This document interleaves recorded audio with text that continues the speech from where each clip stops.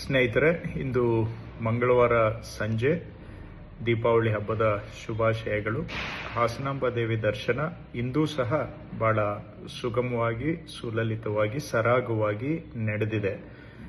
ಬೆಳಿಗ್ಗೆಯಿಂದ ಈಗಾಗಲೇ ಸುಮಾರು 1 ಲಕ್ಷಕ್ಕೂ ಹೆಚ್ಚು ಜನ ದರ್ಶನ ಪಡೆದಿದ್ದಾರೆ. ರಾತ್ರಿ 12 ಗಂಟೆಯವರೆಗೆ ದರ್ಶನ ಇರುತ್ತೆ. ಇಂದು ಮಂಗಳವಾರ ರಾತ್ರಿ 12ರಿಂದ ಬುಧವಾರ ಬೆಳಿಗ್ಗೆ ಸುಮಾರು 5:30ವರೆಗೆ ದರ್ಶನಕ್ಕೆ ಅವಕಾಶ ಇರೋದಿಲ್ಲ. ನಾಳೆ ಬುಧವಾರ ದರ್ಶನಕ್ಕೆ ಕೊನೆಯ ದಿನ.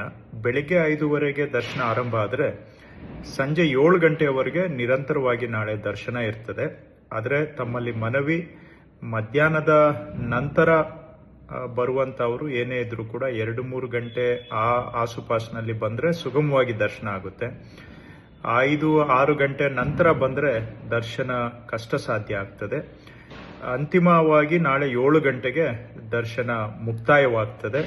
ಅದರ ನಂತರ ಸಿದ್ದೇಶ್ವರ ಸ್ವಾಮಿ ಜಾತ್ರಾ ಮಹೋತ್ಸವ ಹಾಗೂ ನಾಳದ್ದು ಪೂಜೆ ಪುರಸ್ಕಾರಗಳೊಂದಿಗೆ ದೇವಾಲಯ ಮುಂದಿನ ವರ್ಷದವರೆಗೆ ಬಾಗಿಲಾಕುವಂತಹ ಪೂಜೆ ಇರ್ತದೆ.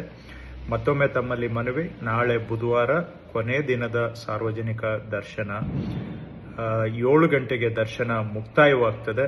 ಬರ್ತಕ್ಕಂಥವರು 4 ಗಂಟೆಗೆ ಮೊದಲೇ ಬಂದ್ರೆ ದರ್ಶನ ಸುಗಮವಾಗಿ ಆಗ್ತದೆ. ನಂತರ ಬಂದವರಿಗೆ ದರ್ಶನ ಸ್ವಲ್ಪ ಕಷ್ಟ ಸಾಧ್ಯ ಆಗುತ್ತೆ. ಇದನ್ನ ತಾವು ಗಮನದಲ್ಲಿ ಇಟ್ಕೊಳ್ಬೇಕು. ತಮ್ಮ ಸಹಕಾರವನ್ನು ಕೋರುತ್ತಿದ್ದೇನೆ.